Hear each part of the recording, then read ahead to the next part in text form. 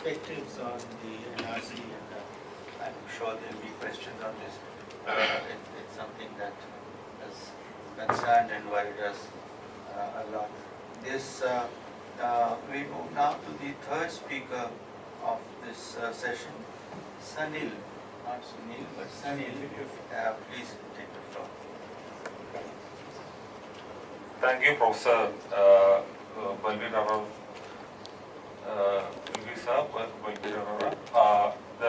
This is in the morning we have these two categories: theory versus practice, and how we can resolve these binary oppositions. So mine I would call in a Bourdieuian sense. This is a praxeology. This is an ongoing work. This is just to understand how lynching can be read from a social theoretical point of view, and I am not going to the empirical details. So let me read the paper because of shortage of time. So let me start with Voltaire argued. They claimed the rights of the human race, but they asserted them like wild beasts. State and market are the spectacles in an age of remorseless communicative capitalism. Communicative capitalism, for Jody Dean, quote, designates new version of capitalism in which communication has become capital accumulation. Social justice gets deferred in this particular sense. Notions of citizen and its others are central to the templates of futuristic jingoism. Violence, thus, is a key word to these paranoid narratives. Western violence can be recognized as a Dusselian critique to modernity. It emerged with the European confrontation with the other.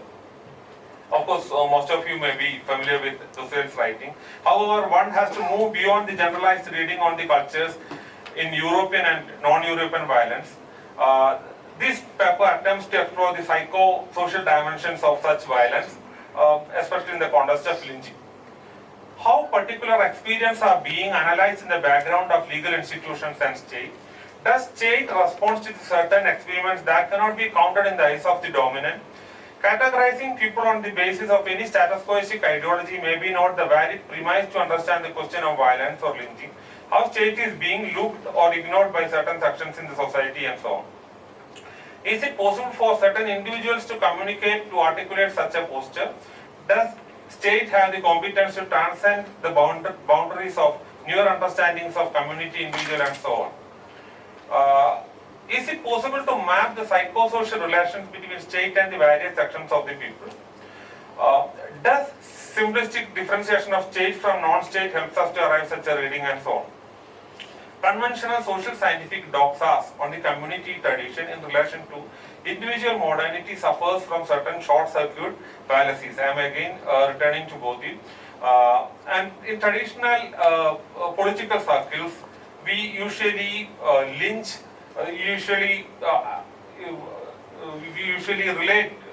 violence in relation to the working class. Okay, so lumpen proletariat in Indian leftist discussions, we usually hear this term, lumpen proletariat. In the Western contemporary Western leftist or anarchist traditions, we hear the term precariat, and so on. So lumpen proletariat and their appropriation in the context of politicization of religion doesn't offer much scope to analyze the social composition of people who are into lynching. Why certain sections are being allured by such forms of violence? Is it beyond the categories of structure and agency?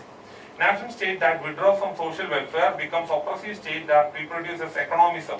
Economism is basically the market, usually we say in a very very normal sense, like market fundamentalism, where market is the ultimate truth. So economic inequality is being determined in the absence of hardcore political action. Socially regulated economy in Barbara Harrison sense push lumbens into political chaos. Yashi and Madra reflections on working class that is polarized by the capitalism. Yashi and Madra reflects on the working class that are polarized by the capitalism and non-capitalism. One has to revisit the debates related to the state in this context. What happens to substantive participation in democracy? How violence becomes justified in the context of democracy, and so on. Some theorist perspectives have to be analyzed in this context. Marx and Engels emphasized on the appropriation of surplus in analyzing the state. They emphasized on the relation between community and freedom. Bourgeois understanding of freedom for Marx and Engels cannot be universal. Freedom was monopolized by the ruling class. Individuals of that class determine the limits of freedom. Socialist community, therefore, is essential to replace the pseudo-liberal community and so on. A rudimentary understanding of Marxism will help you to understand this. Now, there are two important scholars when we discuss about the psycho-social dimensions. One is Gilles Deleuze and Félix Guattari. Deleuze and Guattari analyze state as a quote, apparatus capture, unquote, via the integration of conflicting interests. State for Deleuze and Guattari is quote, always and everywhere, and reproduces itself as Ustad. What are the ways through which one captures the larger dimensions of Lingji? Peary clusters. You may be familiar with this debate between Deleuze and Guattari in relation to Peary clusters work. Peary clusters in society against the state argues that quote, primitive societies maintain collective mechanisms of inhibitions. Deleuze and Guattari orient us to engage with the clusters position. They position clusters as an evolutionist who foregrounded, quote, a state of nature, unquote. Balveer sir mentioned about this nature, the category of nature. Complex nation states have to be explored through the act of surveillance. Like they further argued that complex nation state have to be explored through the acts of surveillance like information and communication technologies. While studying the cyber cities, Deleuze and Guattari argue that information and communication technology are the new acts of surveillance. We need to move beyond the traditional understanding of surveillance and so on. Culture becomes central to the question of lynching. Notion of nationalism is contested. In this context, there are debates by Stephen-Crop. Stephen-Crop discusses about the homogenizing feature of nationalism. Of course, those who are familiar with cultural studies or cultural related literature and so on may be familiar with this Stephen-Crop perspective.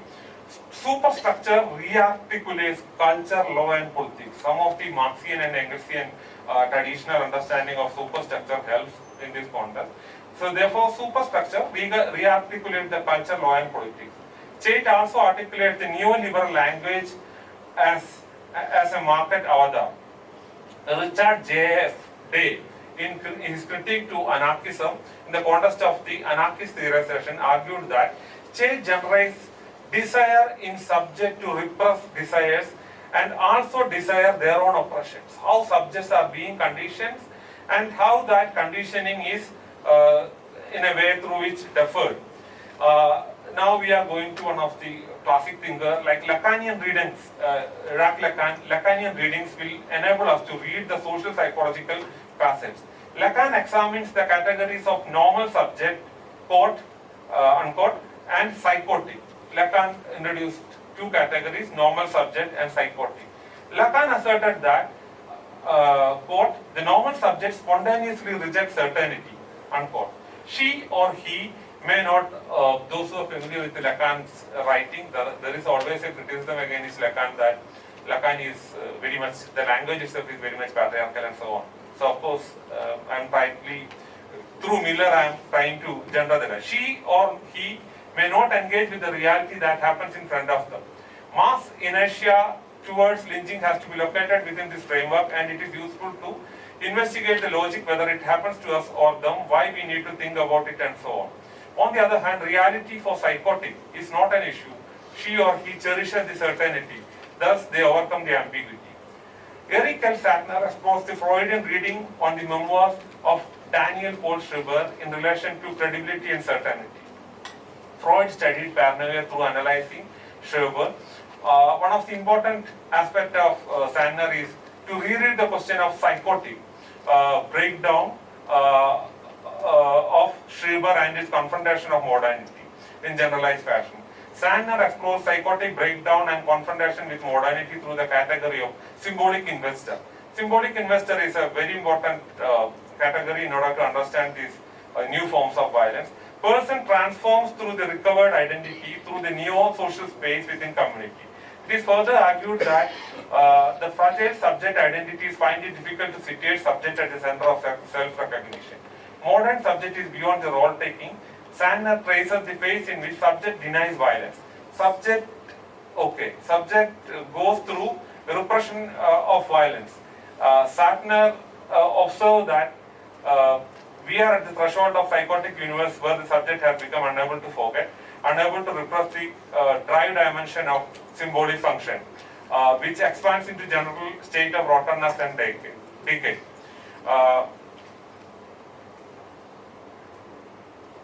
I think I'll just read out whatever. Subject thus has to engage or confront the neoliberal governmentality. Paul Passaven's perspectives on the neoliberal governmentality of the ideological formation of neoliberalism. Passaven's consumer criminal doublet shows the disciplined working class and the consumer citizen of the